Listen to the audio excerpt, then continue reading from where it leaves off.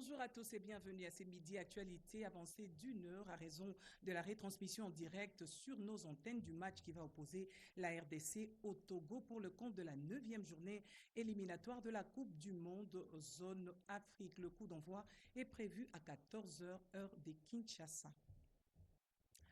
En nouvelle, la journée mondiale de la santé mentale est célébrée chaque année le 10 octobre pour sensibiliser la population aux problèmes de santé mentale et promouvoir la prise en charge et la protection des personnes. Le 10 octobre, c'est aussi la célébration de la journée mondiale contre la peine des morts, ceci pour sensibiliser à l'abolition universelle de la peine capitale et souligner le progrès du mouvement abolitionniste. Encore une fois de plus, bonjour Madame, Messieurs et bienvenue aux 13h si vous nous rejoignez sur la radio-télévision nationale congolaise pour vous informer. En marge de la participation à la 2e édition du Global Gateway Forum à Bruxelles, le chef de l'État Félix-Antoine Tshisekedi Tshilombo s'est entretenu hier jeudi avec Massad Boulos, conseiller principal pour l'Afrique du département d'État des États-Unis. Il a salué l'adresse directe du chef de l'État. Guilain Kabalondi pour plus de précisions. L'adresse directe du président de la République Félix-Antoine Tshisekedi Tshilombo à son homologue rwandais lors du Global Gateway Forum à Bruxelles est un geste positif pour atteindre les objectifs de paix et de stabilité dans la région. Cette réaction est de Massad Boulos, conseiller principal pour l'Afrique du département d'État américain, qui s'est entretenu avec le chef de l'État dans la soirée de ce jeudi 9 octobre 2025 en marge du Forum de Bruxelles. C'est un geste noble, bien sûr. C'est un geste que tout le monde a apprécié, d'avoir tendu la main.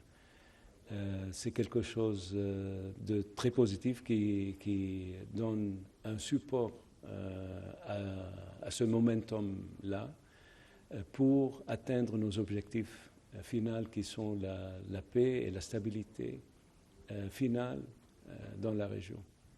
Dans cet objectif de paix et de stabilité dans la région, l'émissaire du président américain Donald Trump garde espoir sur le processus de Doha qui, d'après ses propres dires, reprend dans quelques jours. Ils vont très bientôt relancer les discussions, le dialogue. Je crois que ça commence dans 3 jours. Ça reprend dans 3 jours. On est très optimiste. On espère, on fera tout et on donnera tout le soutien nécessaire à ce processus-là pour que ça réussisse et le plus tôt possible. Peu avant cette rencontre, c'est avec Ursula von der Leyen, haute représentante de l'Union européenne pour les affaires étrangères, que le chef de l'État Félix-Antoine Tshisekedi Tshilombo s'est entretenu. Les échanges ont porté notamment sur une coopération stratégique face aux défis de paix et de sécurité. Le président Tshisekedi a affirmé à son note que la RDC souhaite compter sur le soutien de l'Union européenne, à la fois dans les dynamiques de paix en cours et dans la coordination des positions multilatérales face aux grandes menaces à la sécurité collective. Restons toujours dans la capitale belge où le chef de l'État a participé aux côtés d'autres chefs d'État et de gouvernement à la cérémonie d'ouverture du Global Gateway Forum 2025. Dans son speech, Félix-Antoine Tshisekedi Tshilombo a attiré l'attention de la communauté internationale sur la crise sécuritaire dans l'Est de la RDC. Des précisions dans ce reportage. Au Square Bruxelles Convention Center ce jeudi matin, tout a commencé par une photo de famille. Des chefs d'État et de gouvernement, des représentants d'institutions financières multilatérales et des dirigeants du secteur privé ont participé à Bruxelles à l'ouverture de la 2e édition du Forum annuel global Gateway Forum. À la tribune, des discours liminaires ont ponctué ces assises de 2 jours qui visent à promouvoir des connexions intelligentes, propres et sécurisées dans divers domaines. Cependant, aucun développement ne peut s'enraciner sans stabilité, a soutenu le président de la République démocratique du Congo. Félix-Antoine Tshisekedi Tshilombo, alors de sa prise de parole, appelait son homologue rwandais à avoir le courage de travailler avec lui pour faire la paix de Brave et cesser les violences dans l'Est de la RDC. Je prends à témoin ce forum et à travers lui le monde entier pour vous tendre la main, Monsieur le Président, à ce que nous fassions la paix des Braves. Le premier citoyen du pays a par la suite souligné que la paix ne pourrait être envisagée qu'à condition que son homologue rwandais donne l'ordre aux troupes du M23 de cesser les hostilités. Cela demande que vous donniez l'ordre aux troupes du M23 qui sont soutenues par votre pays d'arrêter cette escalade qui a fait suffisamment de morts comme ça. Nous les comptons par millions depuis des années. L'histoire nous jugera. Il est temps d'arrêter et de nous tourner vers la paix et le développement. Du haut de la tribune de ce forum diplomatique, le chef de l'État a fait remarquer qu'il avait prévu de plaider pour des sanctions contre le Rwanda. Je préfère les suspendre pour le moment, a-t-il indiqué, en attendant d'avoir la réponse de son homologue rwandais. Ce Global Gateway Forum 2025, il faut le préciser, vise à approfondir le dialogue sur la manière de renforcer le partenariat stratégique grâce à la connectivité en répondant aux défis géopolitiques et géoéconomiques. Quittons Bruxelles pour Kinshasa. C'est au nom du chef de l'État que la première ministre Judith Suminwa-Tuluka a ouvert hier jeudi les travaux de la première édition du Forum national de droits humains. Cet événement marque une étape inédite dans la promotion et la protection de droits fondamentaux en République démocratique du Congo. Un reportage signé Emmanuela Commissaire, Djokoku et Pompoumba. Un premier forum pour tourner la page des blessures. Ce jeudi, la première ministre Judith Suminwa-Tuluka a ouvert au nom du président de la République le tout premier forum national de droits humains. Une initiative inédite en RDC censée marquer un tournant dans la construction d'un État respectueux des droits fondamentaux. La chef du gouvernement a présenté ce forum comme une plateforme d'action allant au-delà du simple dialogue, un espace de construction collective en faveur d'une paix durable. Ce forum n'est pas seulement un espace de dialogue, mais c'est aussi une plateforme d'action, de sensibilisation et de responsabilisation essentielle pour faire avancer notre pays sur la voie du respect universel des droits de l'homme. En cette occasion, qu'il me soit permis de souligner que la protection et la promotion des droits humains sont au cœur de notre vision de développement et de cohésion nationale. Elles constituent le socle sur lequel repose notre aspiration à bâtir une République forte, respectée et digne de ses engagements internationaux. De son côté, le ministre des Droits humains, Samuel Bemba, y voit le début d'une nouvelle synergie entre l'État et la société civile autour d'un objectif commun, inscrire les droits humains au cœur de l'avenir congolais. Nous devons donc, à partir de ces travaux, fédérer nos énergies, nos intelligences, les données que chacun a pour que, ensemble, nous puissions à la fois concrétiser la justice transitionnelle en faveur des victimes de la République démocratique du Congo qui n'attendent plus que reconnaissance et réparation. Avec ce forum, le gouvernement réaffirme sa volonté de bâtir une société plus juste, respectueuse des droits de chaque citoyen et de renforcer l'image de la RDC comme un véritable état de droit. Depuis un certain temps, on constate l'appréciation du franc congolais, mais le prix de biens et services ne baisse pas. Face à ces phénomènes, le gouverneur de la Banque centrale du Congo, André Wameso, explique. L'appréciation du franc congolais a l'incidence sur les paniers de la ménagère. L'embellie de cette monnaie nationale devrait en principe avoir comme effet d'entraînement la baisse des prix des biens et services. Pourtant, certains opérateurs économiques ne sont pas prêts à baisser leurs prix des biens et services. Cette résistance est un fait économique expliqué par le gouverneur de la Banque centrale du Congo, André Wameso. Le contrôle de prix sur le marché n'est pas l'apanage ou bien le rôle de la Banque centrale. Mais effectivement, à partir du moment où nous avons une économie qui importe l'essentiel des biens qui sont consommés et que l'importation de ces produits se font dans la devise étrangère, en l'occurrence le dollar, nous devons automatiquement constater une baisse des prix.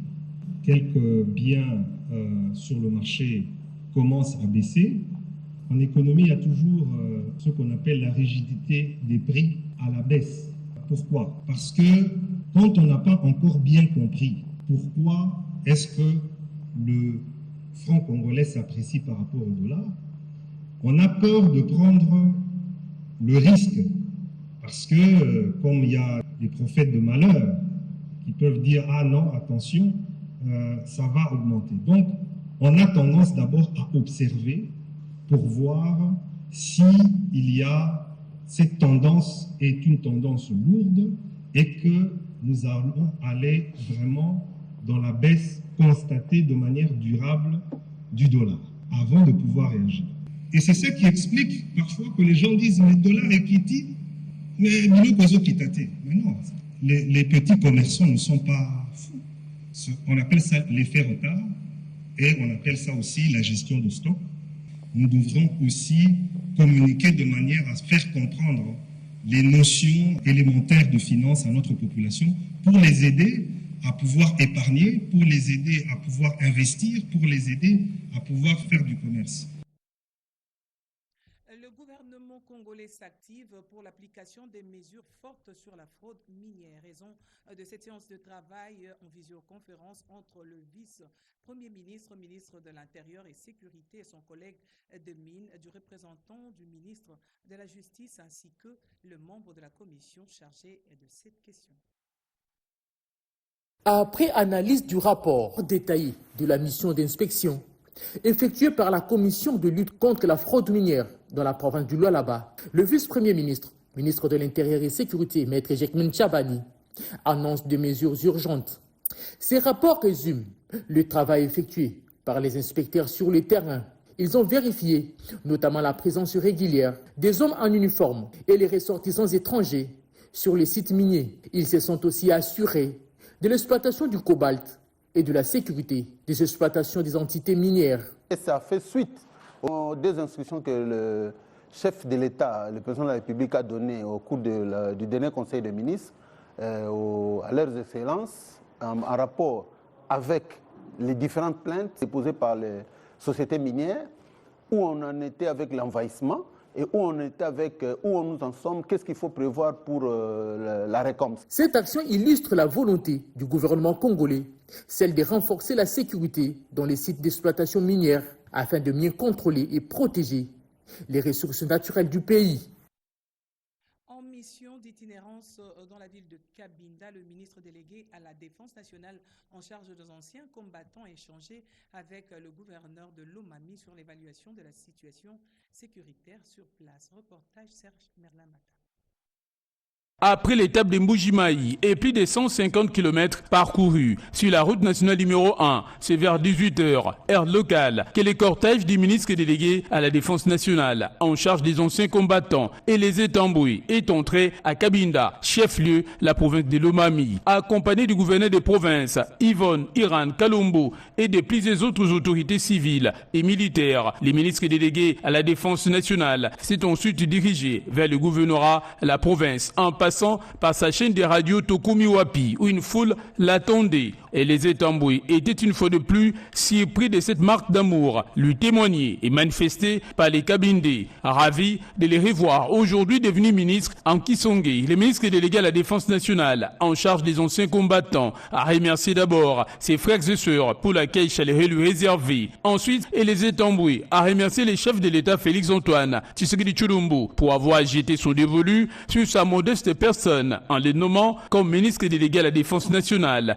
en charge des anciens combattants. Enfin, il a exhorté et invité la population de la ville de Cabinda à l'unité, à la paix et au soutien au chef de l'État pour ses efforts inlassables dans la recherche de la paix à travers le pays. C'est par une ambiance sans précédent que le ministre délégué à la Défense nationale et les Etambouis s'est séparé de ses frères et sœurs, tout en leur annonçant la poursuite de sa mission d'évaluation sécuritaire dans les territoires de Lubao, situés Cap sur la province de l'Ituri lors d'une visite symbolique effectuée au gouvernorat de la province. Les écoliers du complexe scolaire Maendeleo en ville de Bunia, section maternelle et primaire, ont reconnu les efforts consentis par l'administration de l'état de siège. De précision dans ce reportage d'Erika.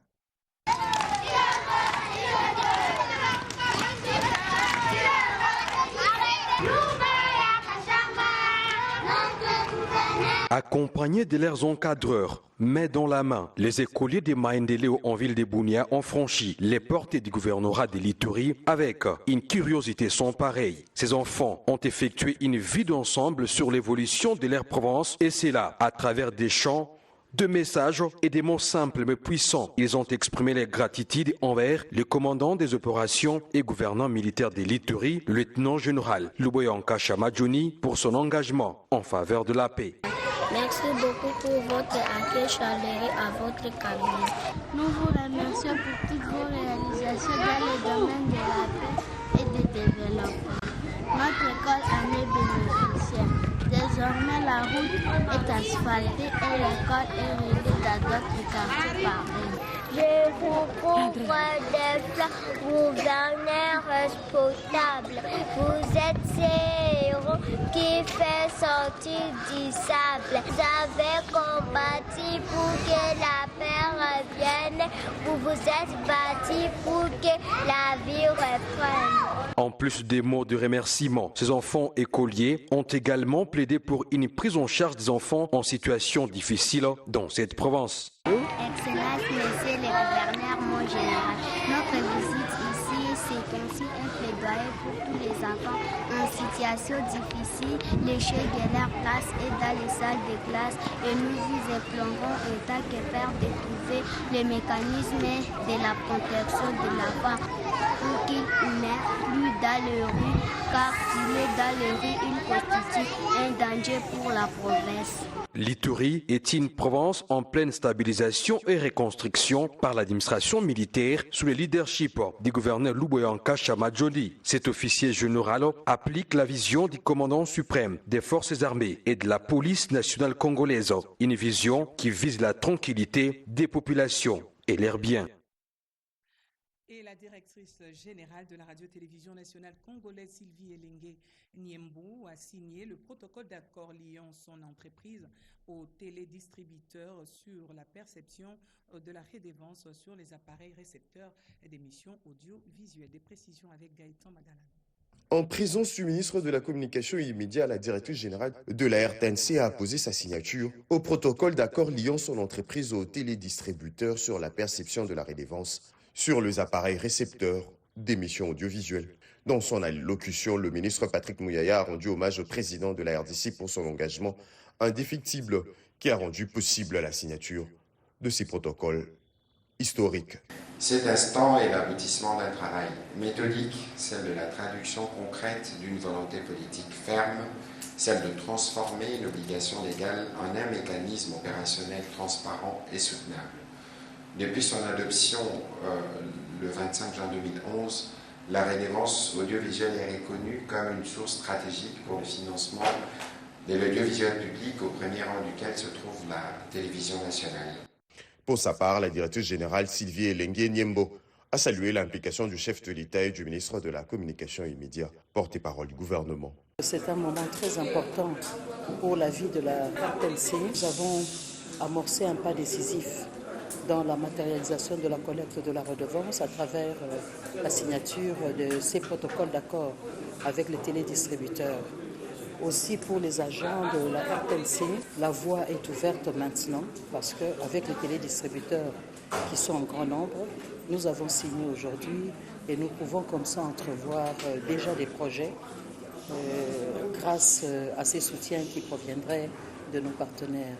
Le télédistributeur présent n'ont pas caché leur satisfaction. Le directeur de ressources humaines de BlueSat s'en est fait le porte-parole. La signature d'aujourd'hui vient après une conciliation. La conciliation a pris beaucoup de temps et finalement, aujourd'hui, nous avons abouti à la signature de cet accord parce que les deux parties ont réussi à se mettre d'accord. Il convient de préciser que cette signature intervient consécutivement à la communication du président de la RDC, Félix-Antoine Tshisekedi Tshilombo, lors de la 13e réunion du Conseil de ministres sur le rapport circonstancié sur l'effectivité de la collecte de la redevance sur les appareils récepteurs de missions audiovisuelles. Cette communication a permis au gouvernement, à travers le ministère de la Communication et Médias, d'approfondir la question en commission.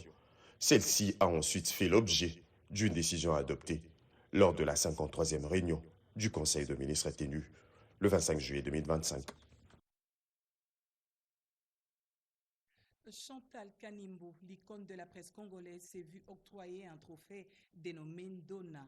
C'est Madame le directeur général de la radio-télévision nationale congolaise qui s'est fait le devoir de lui remettre. Ndona, femme de valeur.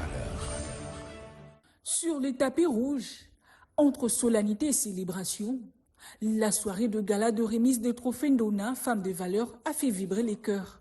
Lancé avec FAST, pour une première édition, cet événement prestigieux a réuni personnalités, leaders d'opinion et invités de marque dans la salle de spectacle du Showbuzz, aménagée pour la circonstance. Pour promouvoir le leader féminin, 20 lauréates ont été nominées Ndona Femme de valeur dans 20 catégories, allant de la politique à la philanthropie, passant par l'éducation et l'entrepreneuriat, ainsi que la mode et la jeunesse, faisant bon ménage avec la résilience et l'accompagnement sur base des critères exigeants, vision claire, capacité à fédérer et impact communautaire ainsi qu'engagement constant. Pour les organisateurs, ce trophée est une reconnaissance pour ces héroïnes du quotidien afin d'encourager et mettre en lumière leurs réalisations, a souligné Juline Tuelimanika. Le trophée Ndona, c'est d'abord un prix de reconnaissance aux femmes qui fédèrent les autres, aux femmes qui portent une cause noble pour le développement de la société.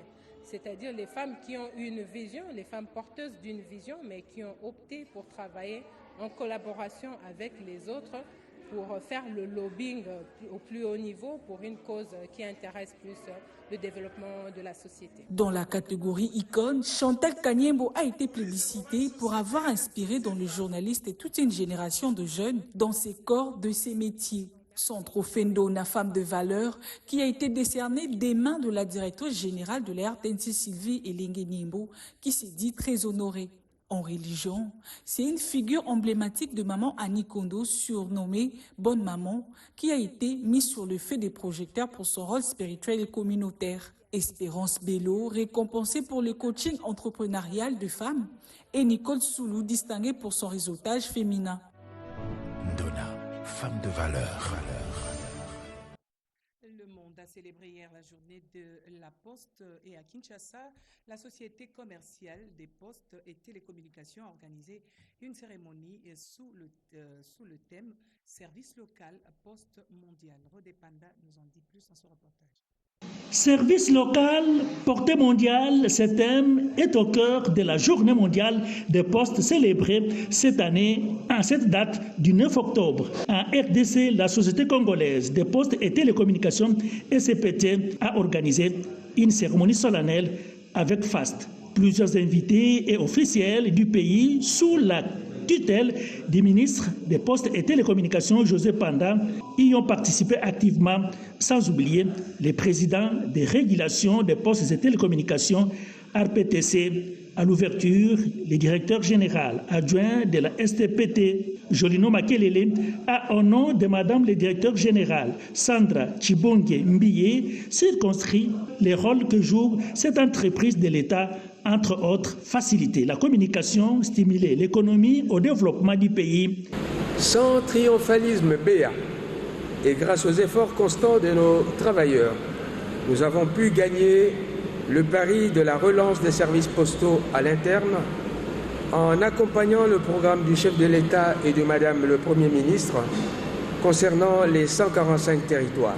La Poste doit incarner un instrument de soutien de cohésion nationale et de solidarité nationale. De son côté, José Panda, ministre de tutelle, a félicité tous les postiers pour le travail qu'ils abattent avant de procéder à la remise symbolique du timbre de Lumumba aux invités et la remise des cadeaux aux lauréats du concours épistolaire organisé par l'UPU.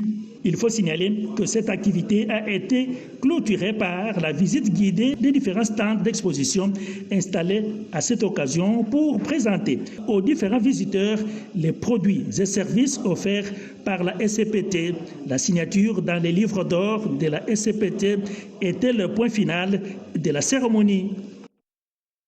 Une série d'actions caritatives a été menée et dernièrement à Lubumbashi par l'association Femmes et Promotion AFEPRO dirigée par Maman Marthe Kassalouchi Sekedi. Action posée au nom de l'association par Noëlla Lolam Petit, secrétaire exécutive nationale de l'AFEPRO. L'association Femmes et Promotion AFEPRO dirigée par Maman Marthe Kassalouchi Sekedi a démontré sa solidarité envers les forces armées de la République démocratique du Congo et leurs familles à travers une série d'actions caritatives significatives. La délégation conduite par la secrétaire exécutive nationale, Mme Noëlla Lola, et accompagnée de Mme Mireille Mianda, bourgmestre de la commune Kampemba et présidente provinciale de l'AFEPRO, a sillonné plusieurs sites pour apporter son soutien. La première étape de cette journée a conduit la délégation au camp Kimbembe, où l'AFEPRO a pensé aux enfants orphelins des militaires. Nous avons entendu les cris qu'il y a certains enfants, parmi les enfants qui sont dans les camps Kimbembe, qui ne sont pas partis à l'école faute aux fournitures scolaires.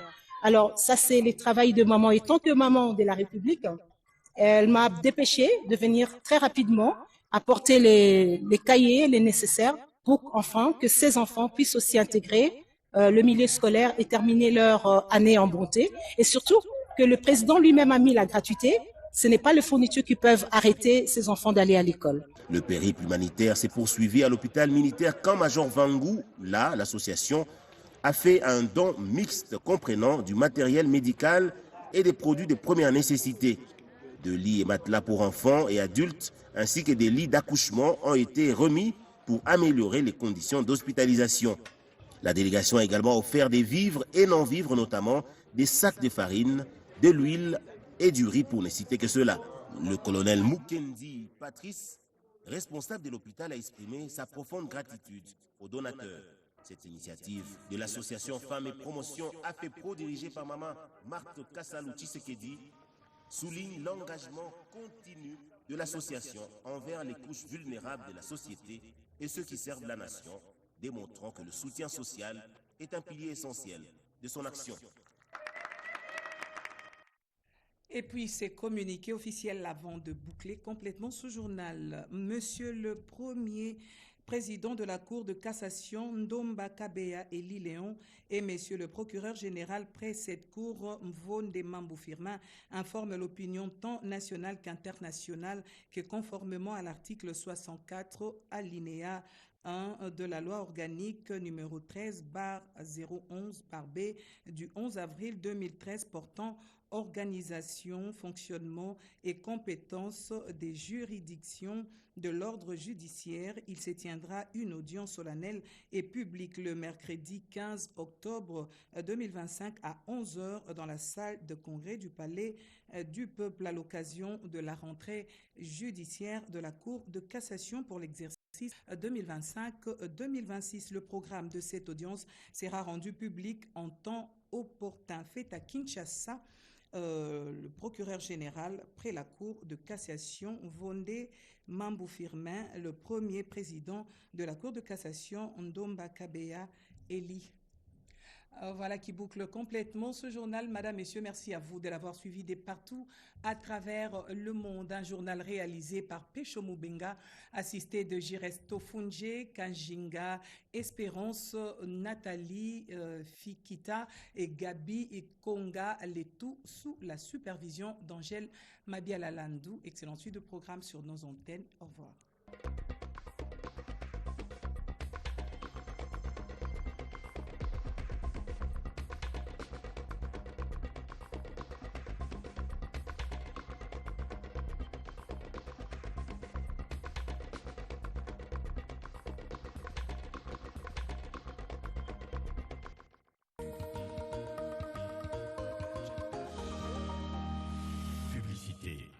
omoni mboka esengeli ekende liboso bafonctionnaire ya leta bakutama malamu policier na bamilitaire esengeli bazala équipement ya malamu mpona kobatela ekolo. Gratuité de l'enseignement esengeli ekoba sur toute l'étendue de la République. Bosani ata gratuité ya maternité. Patriote.